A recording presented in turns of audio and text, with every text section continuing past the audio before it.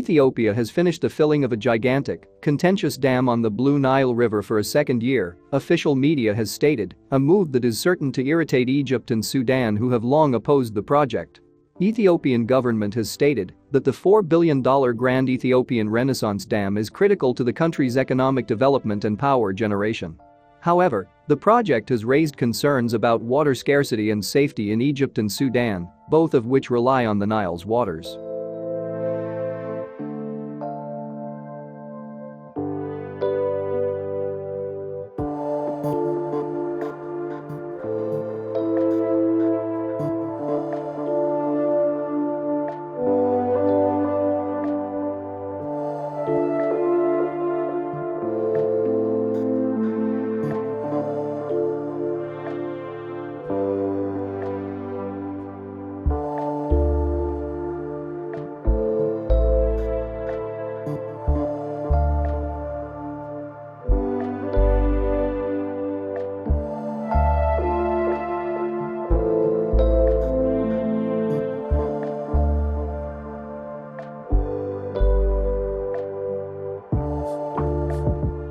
Prime Minister Abiy Ahmed has also congratulated Ethiopians on the successful completion of the Grand Ethiopian Renaissance Dam. He reiterated that Ethiopia is in a better position to maintain resiliency in all sectors of engagements. The reservoir of the Grand Ethiopian Renaissance Dam has reached overtopping water level following the completion of the second filling process. Earlier this month, Minister Seleshi Bekel made an informal comment to the media on the Nile Dam following the Security Council 8816th meeting on peace and security in Africa. Very much for your interest, and let me say a few words and I'll take your questions later. As I told the Council, perhaps I'm the first water minister addressing the August body on hydroelectric dam that is under scrutiny in the unprecedented and unfair manner here at Security Council.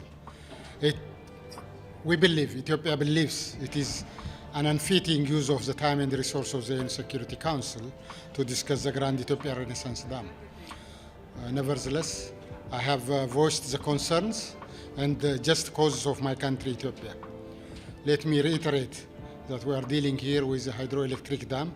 We are not building a nuclear plant, which is not the first of its kind in Africa or in the world. The world has many experience on hydroelectric dam. We are building a reservoir to store water that will generate electricity. After heating the turbine, the water continues to flow in the downstream. GERD is actually a people's project. All walks of Ethiopians are contributing to build this dam to bring light home to 65 million people who are currently living in darkness. The Nile belongs to all peoples of the basin countries. In the basin, we have 500 million in 11 riparian countries. Ethiopia generates 77 billion cubic meter water annually, and in fact, 85% of the Nile is coming from Ethiopia. Equally, Ethiopians have best wishes and neighborly care for their compatriots in Egypt and Sudan. We have all the intention to live together in peace and cooperate for our mutual benefit. The GERD demonstrates these core principles for collective well-being, prosperity, and regional integration. Ethiopia has 70% of its population under the age of 30. More than 100,000 people are graduate from higher education, and 30 million Ethiopians are in school. It is an imperative, therefore, to cater the growing need for this population. Finally, Ethiopia believes that an agreement is within reach, and given the necessary political will and the commitment to negotiate in good faith. We have already reached an understanding on a considerable number of issues. So the African Union is the right platform to deal with this kind of issue, to really bring a conducive environment for faithful negotiation. Thank you very much. Egypt sees the project as posing a serious threat to its Nile water supply, which it relies on nearly exclusively. Sudan is also concerned about the dam's safety and the impact it will have on its own dams and water stations.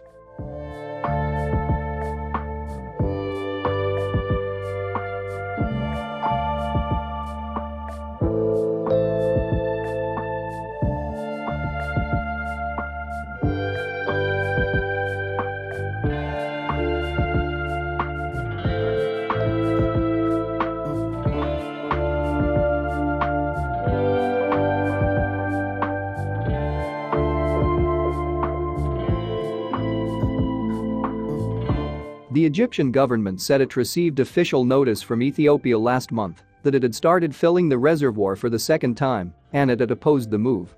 Egypt sees it as a serious threat to its Nile water supplies, which are nearly exclusively reliant on it. Sameh Shoukry, Minister of Foreign Affairs of the Arab Republic of Egypt, made an informal statement on the situation in Africa following the Security Council meeting on peace and security in Africa earlier this month. Well, thank you. The meeting of the Security Council has just concluded to address the issue of the Grand Ethiopian Renaissance Dam. I was rather encouraged by the statements of the Council members, who all supported and endorsed that the African Union chairman should continue and that the three countries, Egypt, Ethiopia, and Sudan, should reinitiate negotiations under the auspices of the chairman of the African Union, His Excellency President Felix Tshisekedi. They all indicated that there should not be any unilateral action taken. They did, though, fail to mention that Ethiopia has already taken twice unilateral action that has an impact, a negative impact, on the negotiating cycle. We thereby are encouraged that they have demonstrated all the elements that are contained in the resolution that has been draft resolution that has been submitted by the Republic of Tunisia, and therefore we look forward that that will reinforce and empower further the efforts of His Excellency President Felix Tshisekedi, the Chairman of the African Union, to initiate an augmented negotiating cycle with the assistance of the United Nations, the United States of America, the European Union, potentially South Africa, and any other observers that the three states might request. We believe that, again, the statements made related to the colonial nature that has been inflicted on Ethiopia is again fallacious and unhelpful and does not conform to reality. This issue has been extended now. These negotiations have continued over the past 10 years. The unilateralism that is being displayed by Ethiopia threatens the water security of Egypt and Sudan. It does imperil the livelihoods of 150 million inhabitants, and we have not sensed that there is a political will on the part of Sudan. This is not an unresolvable issue. On the basis of technical and the best practices that exist on all of the continents, countries have been able to reach an agreement if the will exists. In this case, Ethiopia has not demonstrated the political will to reach an agreement, and that has been the main obstacle to reaching an agreement, despite the moderation and the flexibility that both Egypt and Sudan has shown.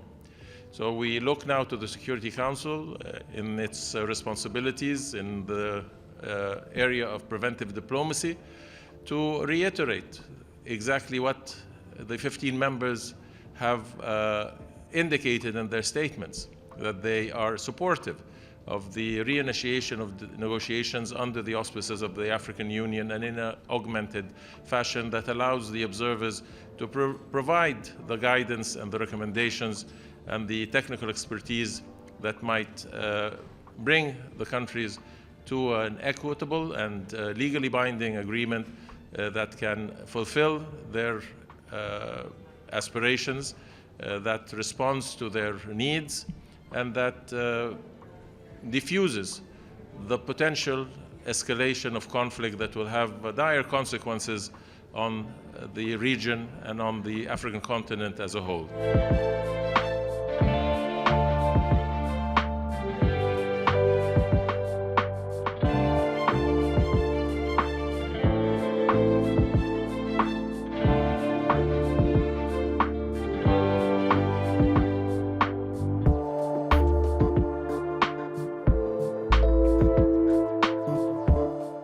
Good afternoon, everybody, ladies and gentlemen. I'm really grateful for your attendance. We just concluded a very important emergency session on the status of the GERD.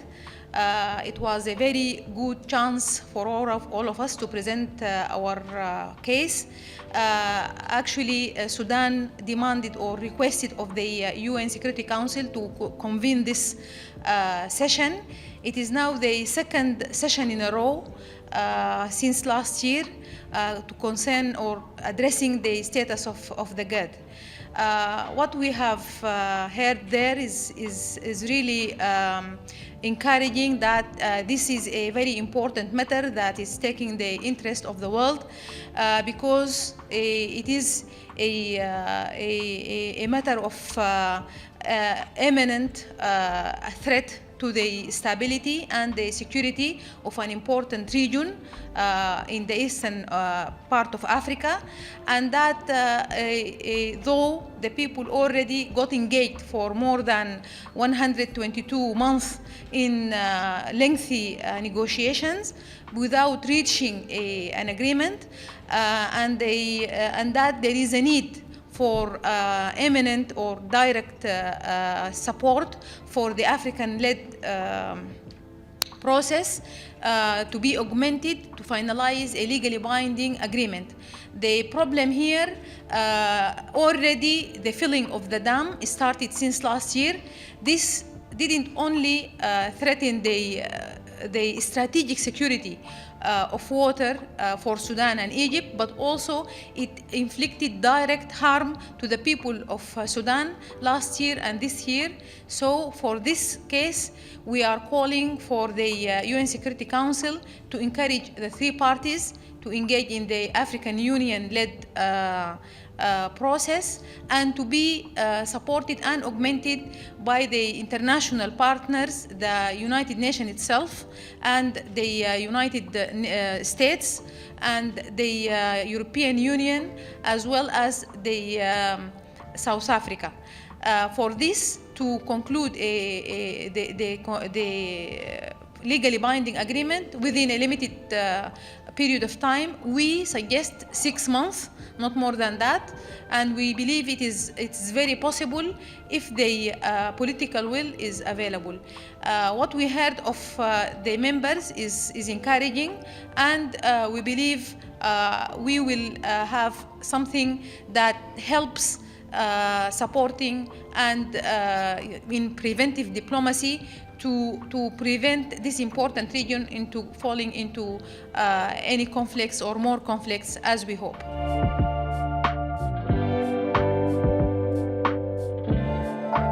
Amid the tension, many Ethiopians are watching with bated breath for the completion of the turbine installation that will be powered by the dam in a country where 65 million people are currently without power. Many Ethiopians see it as a great milestone and are indeed excited about the project seen as a national pride. Ethiopians had financially supported the $4 billion dam through buying government bonds.